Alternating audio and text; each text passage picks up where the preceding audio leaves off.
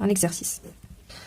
Alors, soit j'ai un groupe commutatif. Alors, j'ai un groupe commutatif de neutre E. Alors, l'élément neutre, c'est E. Très bien. Alors, la première question, soit AP appartient à G, tel que l'ordre de A fini égale à N, et l'ordre de P fini égale à M. Alors, montrez que AP est d'ordre fini,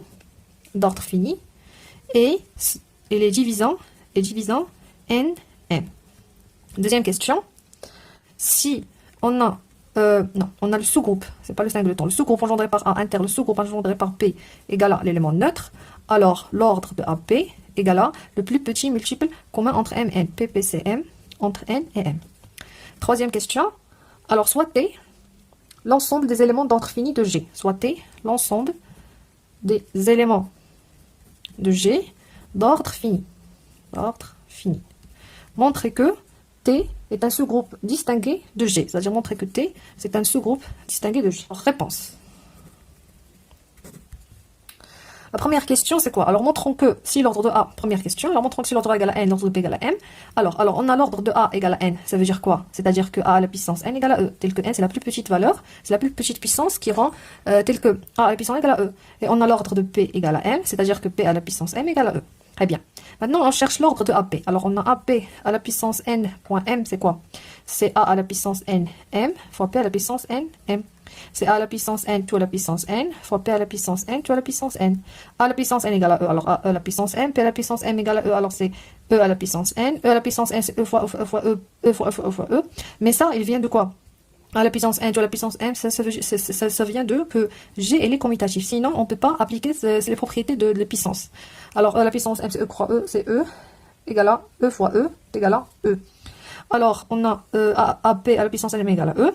Alors, on peut déduire que l'ordre de AP est fini, et il divise NM, divisant NM. Puisque NM, c'est un multiple de l'ordre de AP, puisque l'ordre de AP à la puissance, puisque AP à la puissance M égale à E, alors c'est ça la propriété. Très bien. La deuxième question, montrons que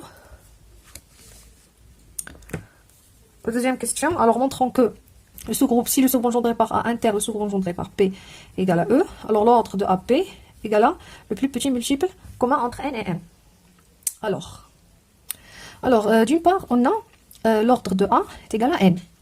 Et on a N divise le plus petit multiple commun NM. A à la puissance le plus petit multiple commun est égal à E. Et P à la puissance N, le plus petit multiple commun entre N et M, égale à aussi E. Alors AP à la puissance le plus petit multiple commun est égal à E point E est égal à E. L'ordre de AP divise le plus petit multiple commun entre N et M, puisque AP à la puissance N, M est égal à E. Très bien. D'une manière générale, si l'ordre de A est égal à N, c'est équivalent à dire que A à la puissance N égale à E. Et s'il existe un certain M tel que A à la puissance M égale à E, alors nécessairement N divise M. C'est-à-dire M, c'est un multiple de... C'est-à-dire N divise M, c'est-à-dire M égale à Kn. C'est-à-dire M, il existe K tel que M égale à K. Prend que N, le plus petit multiple commun entre N et M, divise l'ordre de AP. Alors posons l'ordre de AP est égal à P, pour simplifier l'écriture. Alors, on a AP à la puissance P est égal à E, parce que c'est l'ordre. Alors, A à la puissance P, alors A à la puissance P, P à la puissance P est égal à E. Alors, on a A à la puissance P, c'est P à la puissance moins P. Très bien. Mais ici, alors on a A à la puissance P, et c'est écrit sous la forme, c'est une puissance de P. Alors A à la puissance P appartient à ce groupe engendré par P. Et on sait déjà que A à la puissance P appartient à ce groupe engendré par A parce que c'est une puissance de A. Or, le sous-groupe engendré par A inter sous-groupe engendré par P est égal à E. Alors A à la puissance P est égal à E.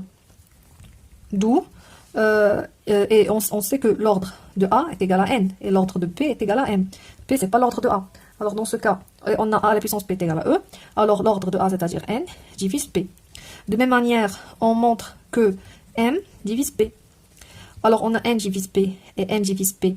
C'est-à-dire quoi? On peut conclure que le plus petit multiple commun, il divise P. On a l'ordre de AP, c'est-à-dire P divise le plus petit multiple commun, d'où on peut conclure que l'ordre de AP est égal à NM. C'est le plus petit multiple commun si l'intersection entre A et P, c'est E. Maintenant, on va passer à la troisième question. Alors, la troisième question, alors posons T, c'est l'ensemble des A. C'est l'ensemble des A appartient à G. C'est l'ensemble des éléments de G d'ordre fini. C'est-à-dire que l'ordre de A, il est fini. C'est-à-dire T, c'est l'ensemble des A appartient à G. Dès qu'il existe N appartient à N étoiles, tel que A à la puissance N égale à E. Très bien. Alors, montrons que T, c'est un sous-groupe distingué de G. Alors, premièrement, montrons que T est un sous-groupe de G. C'est-à-dire, montrons que T, c'est un sous-groupe de G. Alors, pour montrer que c'est un sous-groupe, alors il est clair qu'il est inclus dans G, alors d'après la définition. Mais on doit montrer qu'il est non vide, c'est-à-dire l'élément neutre, il est dedans.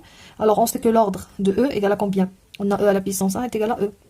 Et 1, c'est le plus petit, c'est le plus petit entier qui vérifie ça. Alors, l'ordre de E est égal à 1.